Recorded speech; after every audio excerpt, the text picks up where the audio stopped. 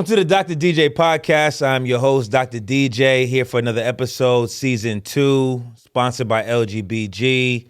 As always, we are the unscripted podcast with amazing hosts and amazing guests. And today, a long overdue conversation and long overdue guest is here, Avery Washington. I will give just the title that everybody knows him for is host extraordinaire. I've known him since being in the church parking lot when we were children. So there are a lot of other things that he does. And so before we kind of get in the topic, I want to give him opportunity, one, to grace his presence and thank him for being here today. Appreciate that, brother. Appreciate you. It's great. It's great to be here. It's great to be here with you, man. It's like you said, it's been a long time coming. When you called me, I was just like, yeah, we'll do the podcast. Of course, man. It's my guy. What we got today? What we got? So before we get into it, man, I know we that topic's gonna hit, and I'm really thinking how we're gonna just really get into it. But I want you to tell more about what you do, because obviously I see you in a million different lights, and so talk about the ways in which you exist right now. Okay. So people do know me as Slay Washington, host extraordinaire. I am an event MC. Literally everything: weddings, clubs, parties, events, fashion show, talent show, step show, concert, literally whatever event that you have had, banquets, I've probably done. And it's just great to do that. I love connecting with people. I love connecting with the crowd. I love to entertain. It's a true passion of mine. Professionally, I am a school counselor. I work now at James Hillhouse High School. Shout out to the house. Shout out house in the building. I am a graduate of Career High School. I knew you was gonna do that. But no, it's all good because my allegiance or my loyalty really lies with New Haven Public Schools. There you go. Like, I've worked at Hillhouse and Cross, and both of them are like, "You a traitor?" And I'm like, "I'm not a traitor because I went to Career anyway." So, but that I love giving back to the community that raised me. I also coach. I coach baseball in the summers. I coach softball, Hillhouse softball during the school year. So, just literally I'm around people all the time, whether I'm entertaining, trying to give back, or trying to teach or coach. I'm gonna keep it PG-13. 'Cause I could tell the stories when I visited you at Tuskegee and you helped me out that evening. Oh yeah. No, we're gonna talk about that.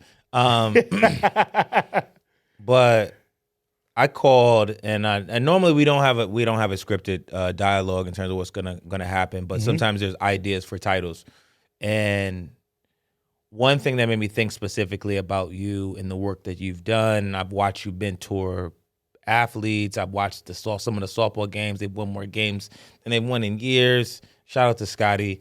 And also you've worked with youth baseball leagues. My son has played on your team. And I've been at some of the events where you've kept the audience engaged, involved, just through your, I would say it's your own ministry. So when we kind of think about the let God be God piece, your title is what I specifically thought about was expected places or expected spaces at appointed times. And part of that, the thought behind that was about where do we need to be? And I remember times of just us growing up in this kind of social promotion space and party space, and there was a particular void. After seeing you, there was a particular void. What does it mean kind of for you to be on stage?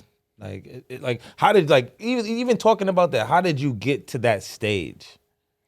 Cause you was a quiet dude. You got to keep it a buck. Yeah, no, I didn't really come out of my shell until high school, and I would say high school sophomore year. I was always I always like to play around and fool around or whatever, but Like my friends know, even in high school, like I was kind of quiet. And then like my sophomore year with my crew and everything, that's when I kind of broke out. And then once again, finding who I was in college. So in 2007, this is my sophomore year at Tuskegee.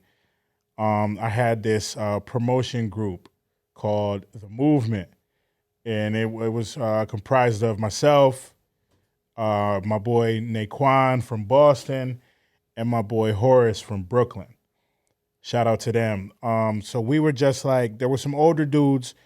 Their name was East Coast Hustlers. Everybody on campus knew who these dudes were, and they would throw like the livest parties besides like the Greeks.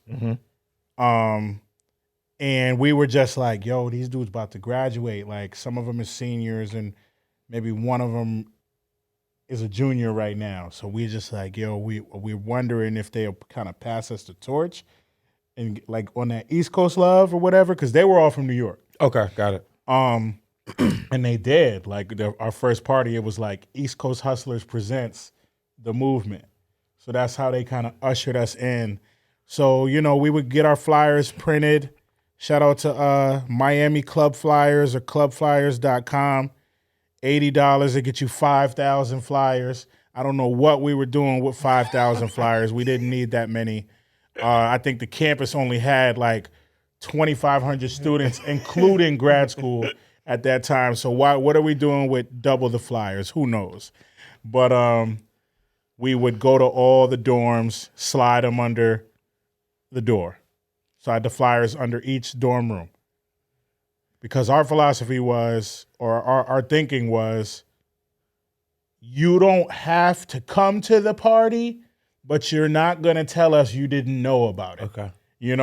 So it's your choice. See the flyer, that look kind of whack, or that's not my steez or whatever. But if I ask you, oh yeah, them boys, they doing that whatever party or whatever. So the first party comes December 1st, 2007. I'm throwing the party. I'm at the door. This is before I'm a host. Mm-hmm. So I'm just promoting. So, $5 after a certain time, $10 or whatever. And then people start trying to get in for free or get in with the discount. But they not asking Horace and Naquan. They asking me. Because I was like super popular on campus at the time. So both of them was like, bruh, you got to get out the way. Because you're giving discounts. They like, you got to get out the way because they're going to keep asking discounts if you standing here at the door. I said, what I'm supposed to do? I'm trying to watch the money. Like, y'all ain't going to play me. Like, I'm trying to watch the money. And they're like, go inside and hype the crowd up on the mic or something. I don't know, do something. So I get on the mic. It was okay, but I was just like, nah, this is kind of cool, though, because certain things I'm saying and the crowd is responding to what I'm saying. So after that, we keep doing parties. Probably our biggest party that we would throw is the reggae party, which, reggae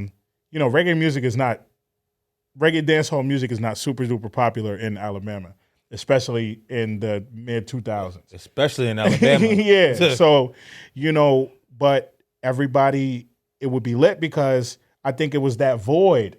So people were hearing like some of the songs at that time, like Dirty Wine and all of that kind of stuff. And like that, Dirty Wine is probably like the hottest song, like as far as dancehall is concerned, like when I was in college. So they're hearing this music, and I think it was just something different for people to go to instead of hearing like the same playlist over and over and over and over again.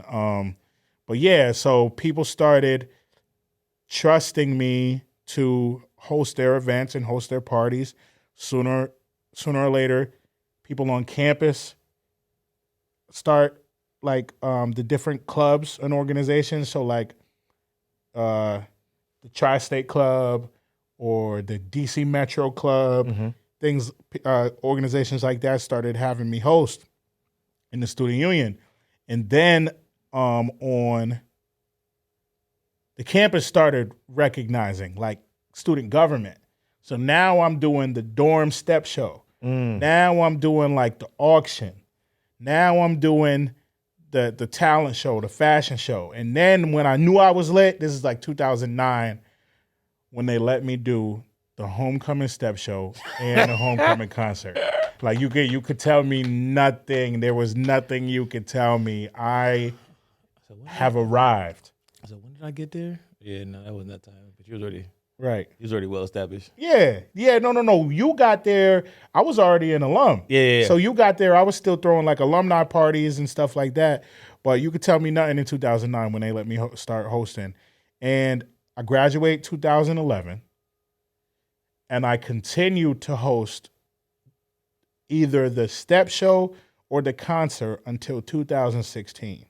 So that to me, that's also like just a true testament to like my talent, because I was still hosting on campus for the students 5 years after I graduated. Mm-hmm. And then the year that they didn't call me, I was just like, it's over. My reach is over now. And I wasn't mad about it because 5 years after graduation, I'm like 28 years old. Yeah. I'm like, I don't belong in like, this spot in this place anymore. You're the old guy. Yeah, I'm the old dude. Like, who that? Who is that?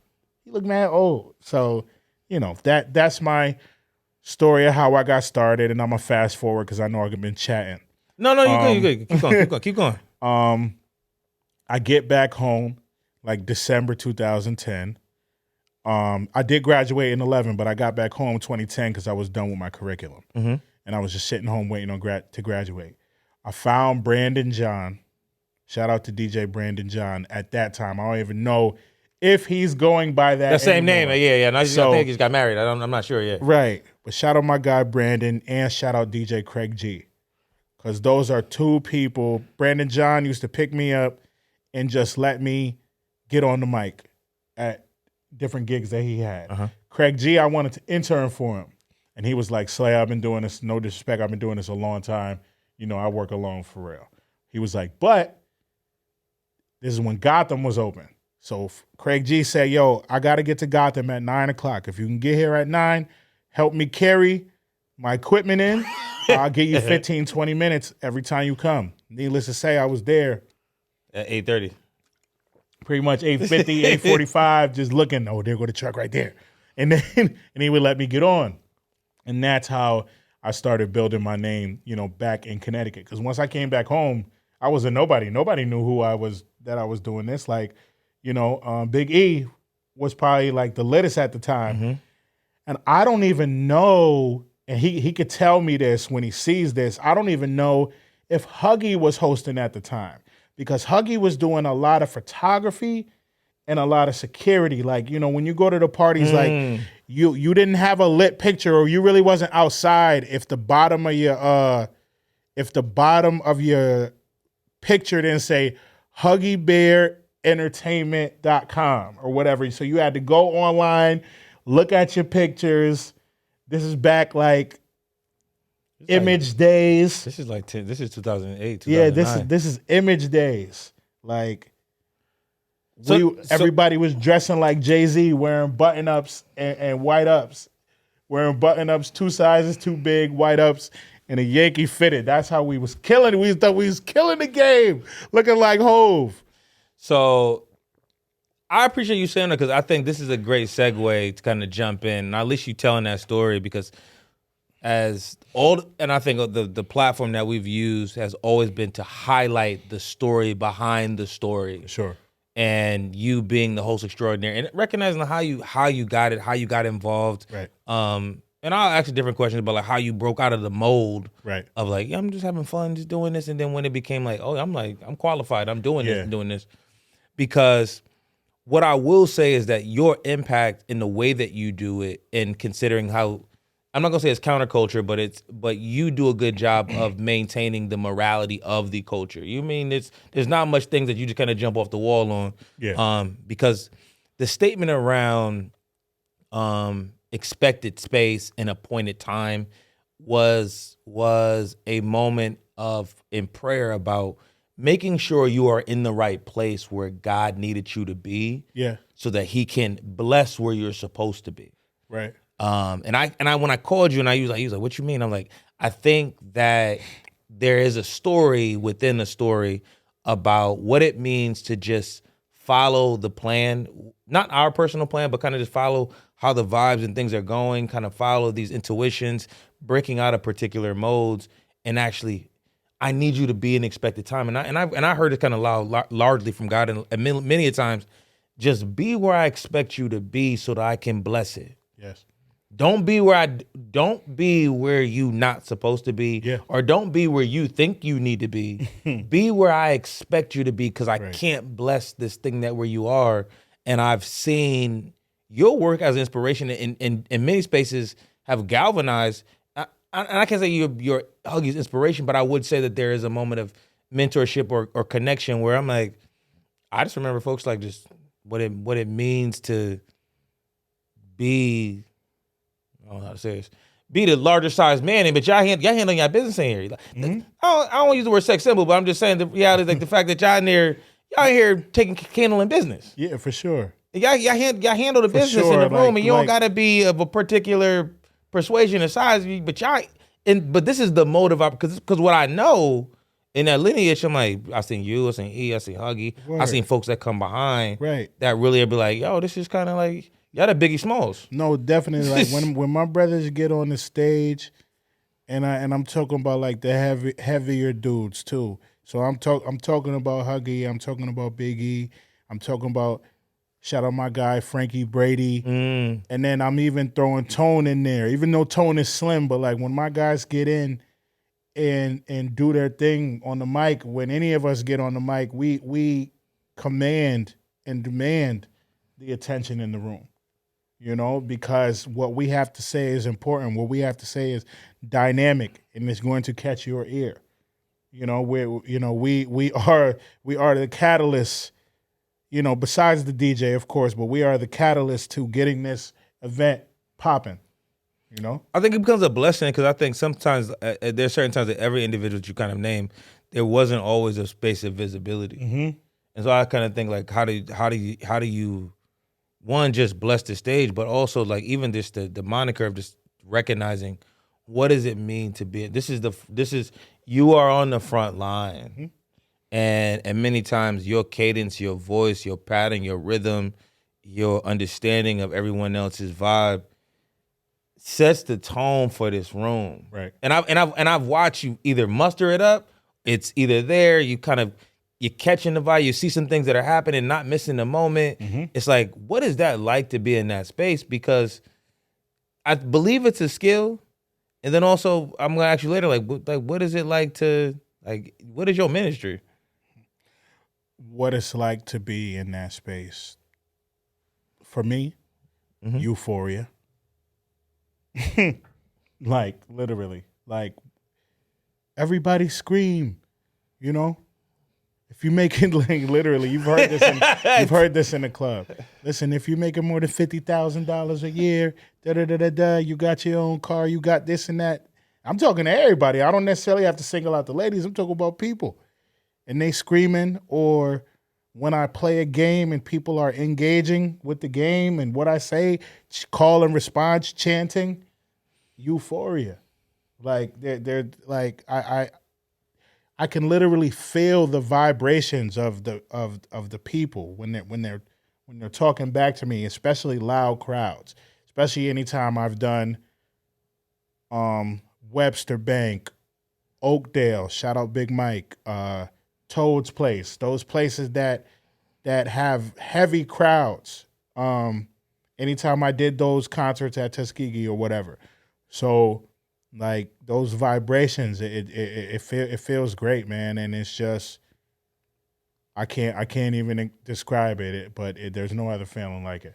So I was gonna ask you about ministry, but I'll make that my third. But I think the question is, how do you manage yourself with that responsibility of control?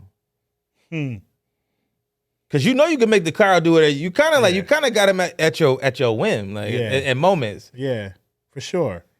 I think I manage it just knowing that I'm a positive person, and I don't want anything to get too crazy.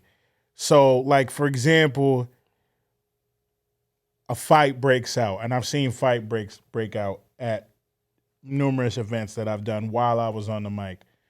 I'm not trying to feed any of that. Because you can see it. I'm literally the one that's like, yep, get him out of here. Yep, get her out of here. DJ, play that music, especially once I see that they've diffused, calmed down the situation, de-escalated the situation, and they're already carrying the person out. Yeah, play the music.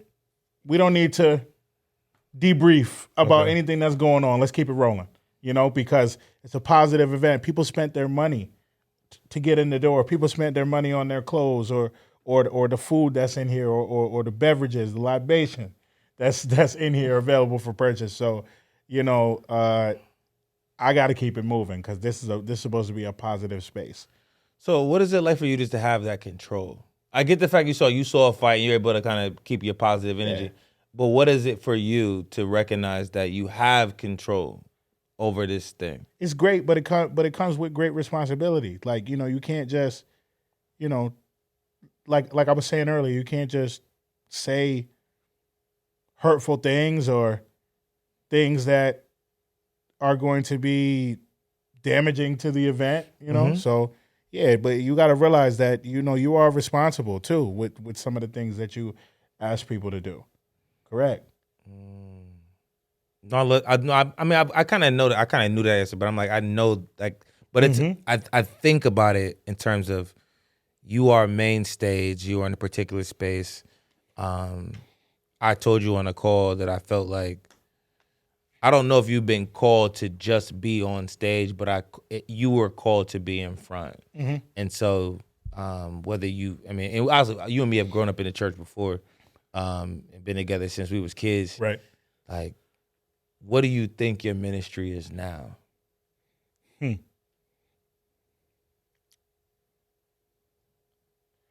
Larger, classier events. Definitely, I could still do club nights and things like that, but I just think who I am as a person, what I've achieved through education and like people I know, I think the connection, more my lane would be bigger, classier events. Like playlists that we're currently promoting right now, or shout out that commercial will be coming out soon too. Right. And for people, that don't know playlists or anything like that, but just larger events, I'll say people outside of Connecticut, like R&B only, or like a trap karaoke or something like that, like where people are coming and these are working people and they're just trying to come out, let their hair down and have a great time, but have a great, safe time. I know for a fact that I'm sorry to cut you off, but I think I know exactly. I think just being able to connect with the people, so that they are comfortable. So now I'm broadening it to my work at Hill House or my work in K through 12, pre-K through 12, and even my work as a coach. So being able to connect with those young individuals so that they know that there is somebody out here that is from where they're from, that looks exactly like them, that has their best interests at heart, and being able to connect. That's my ministry. That's what I'm good at. And I love that because I've always seen you do that. And part of that conversation, I think, in support of those folks that do that work, where are you uncomfortable?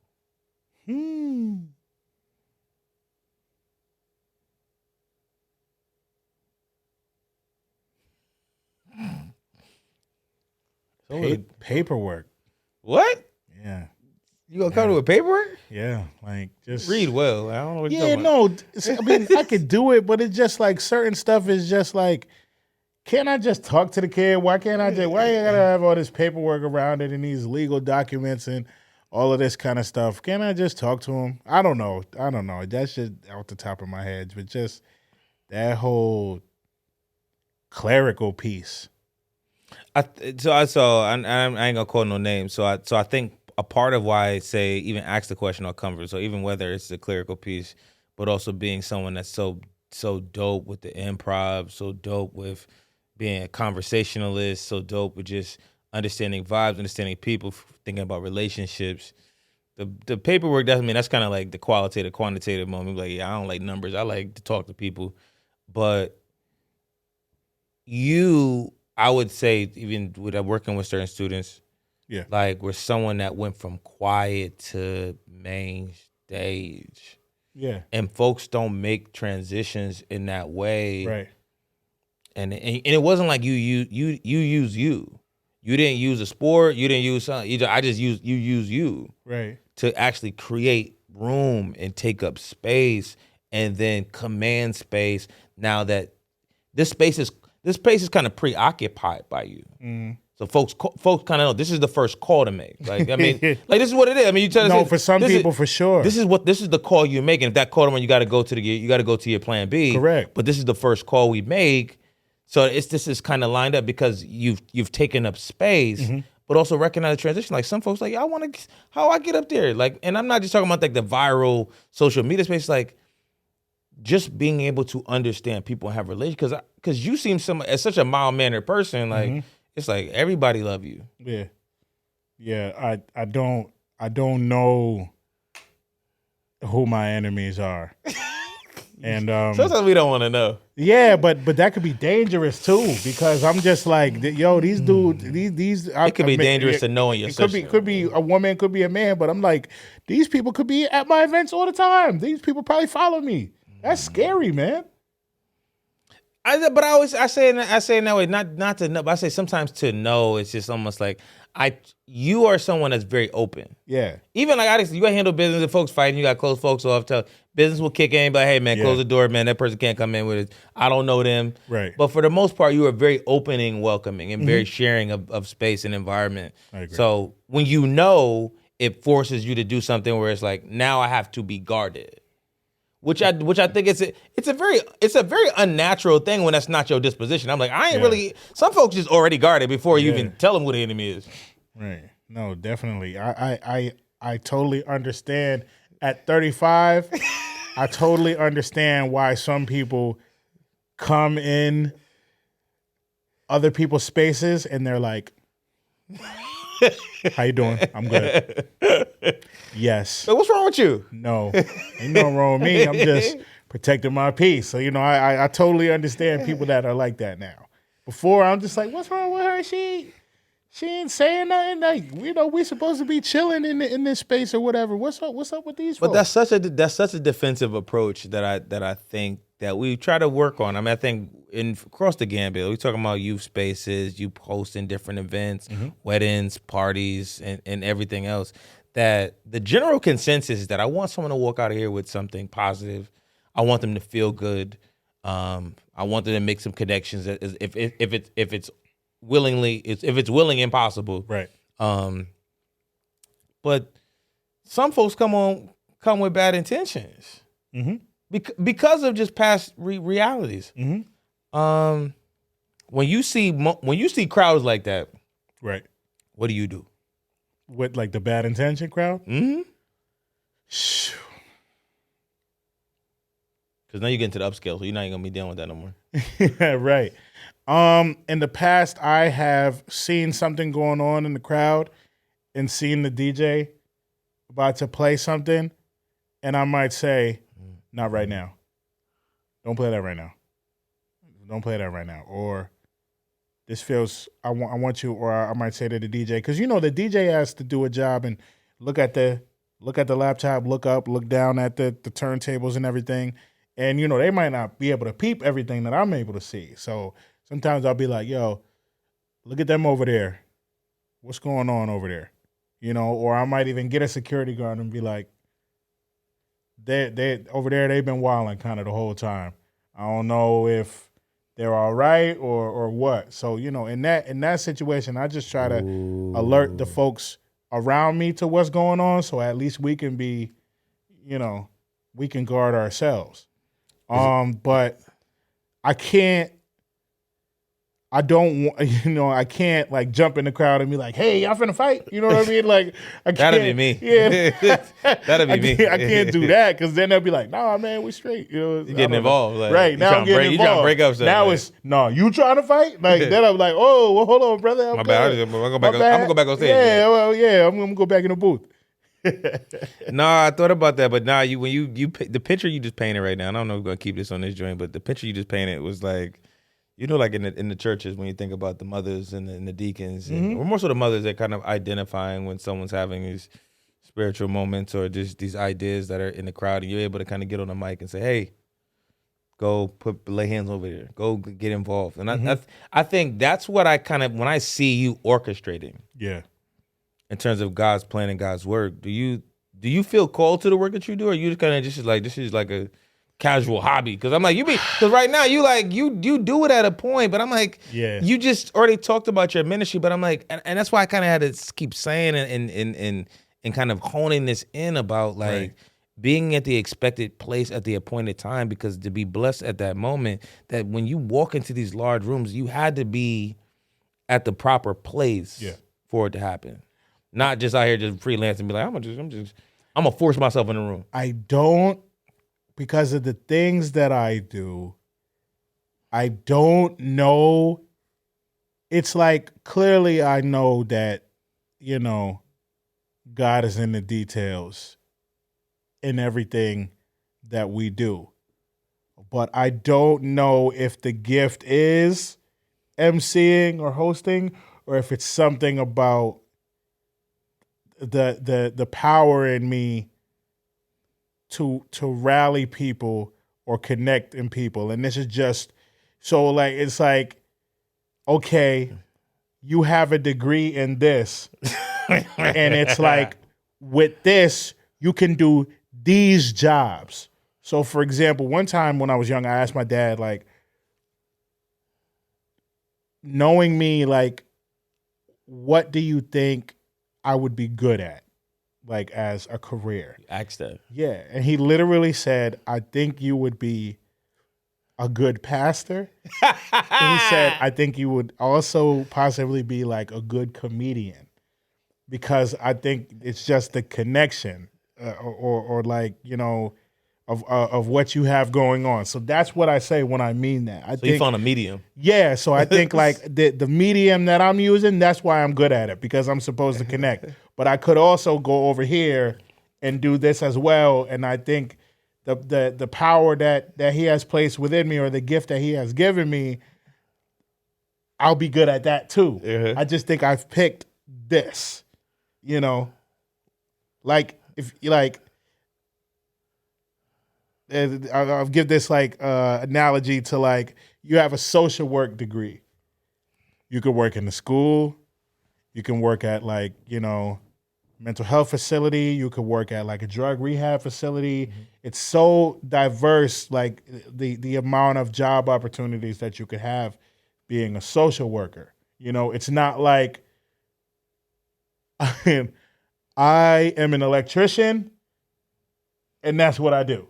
I'm an electrician. I got you. You know what I mean? I can't be messing with the plumbing. I'm an electrician. Got you. You know what I'm saying? I just think one right. thing. I think my gift is applicable in a bunch of different facets of life, but I think I'm only plugging into like 2 right now. And you just getting started. What are some significant things that you can talk about that God has blessed you? I never asked one question outright like that. That's everything. Like literally everything. Be like specific. It's like every time I ask and I work a little bit towards it, I have it. And you said a little bit. Yes. Like as soon as like I start getting serious about what I asked for and start working towards it, like I have it. So it'll be like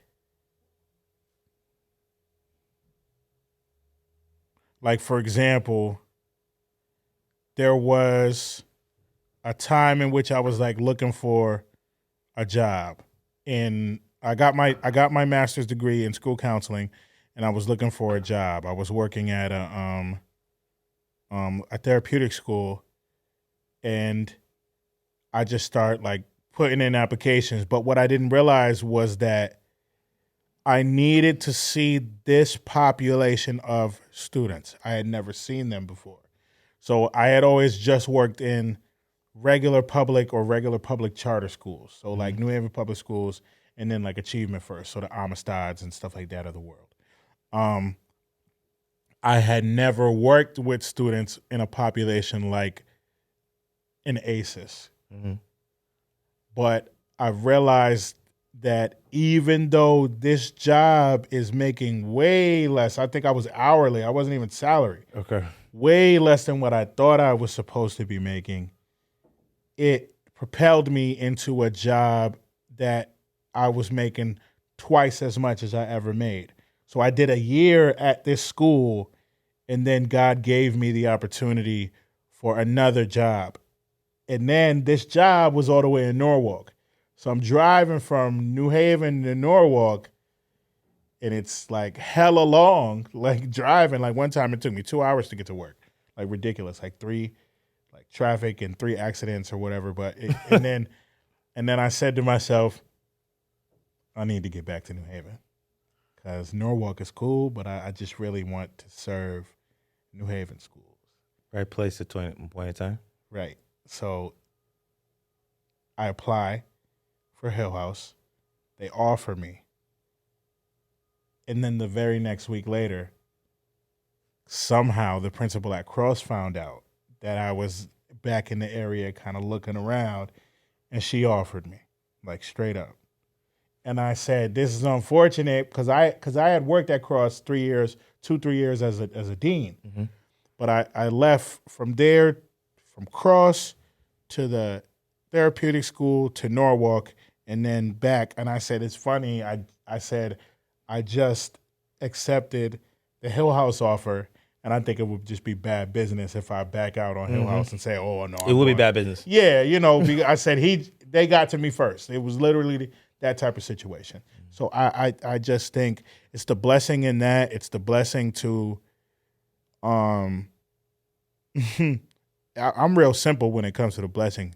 It's a blessing to open my fridge and have food in it. It's a blessing to have lights to plug the fridge into, electricity. It's a blessing to drive a car. It's a blessing to, have an apartment in a safe neighborhood. It's a blessing to be an MC. It's a blessing to be a coach and be allowed to be around these students and be in their lives and be a positive role model for them. Everything, my brother.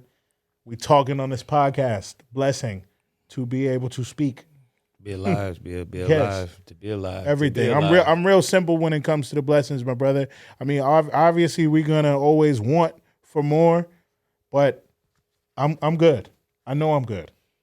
Yeah. I like for you to say that, like to say like I'm good. And I think we've done this on the podcast talking about I'm happy where I'm at. Right. Like, I mean, I'm willing. The I am and I wills. I'm willing to try and work for more. I recognize what I am, but I am willing to work for more. But I am God. Thank you for what you've given me. I am satisfied in terms of the lot that you provided me with, and I'm stewarding over in this thing and getting busy. So for those that don't know, and I think we're kind of wrapping up, like specifically takeaways, like what have you learned over the time that could be kind of great nuggets for younger people, older people? Not because I think we exist in a particular paradigm or frame where we inspire the spaces that we are, those that are ahead of us, and obviously the younger folks that are seeing us walk and move around. And then the second piece would be, where do we go from here? Or where do you plan on going from here? Besides the fact you're going to get a bigger venue, that's kind of inevitable. So when that happens, I'm gonna be like, yo, John, like, I like tickets. The first thing I've learned, legitimately, like faith without works is dead, and it goes for so many things, like across everyone's lives. Like, okay, like you want to lose weight, so what? What are you going to do to lose weight? You want a house. What are you doing? Because God will put these things in place for you once you start, you know? Like, for example, you'll go to a house and then you'll start looking for houses, and then you'll like a situation, you keep getting outbid, you keep getting outbid, you keep getting outbid. Then you say, you know what? Let me chill for a second. Let me stack some money up. Let me look into these first time home buyer programs and see, or whatever. Now all of a sudden the door is open. The thing you wanted is right there. The thing you wanted is right there, but you just never did the proper work to get there. I want to be better with my finances. Do you have a budget? You know, everything. I want to make more money. What certifications do you think that you need to go back to school, or what degrees do you think you need to go back to school to put yourself in a position to make more money, to be more valuable to whoever hires you? You know, stuff like that. So like literally, like, faith without works is dead. You like, I want to be a better host. Okay. Do you go out and watch other hosts or MCs? Do you try to create your own events? Do you collaborate with people that are doing well, or do you have conversations with people that are doing well and try to see what they have going on? Or you think you're just going to be a better host just because you want to, or through osmosis?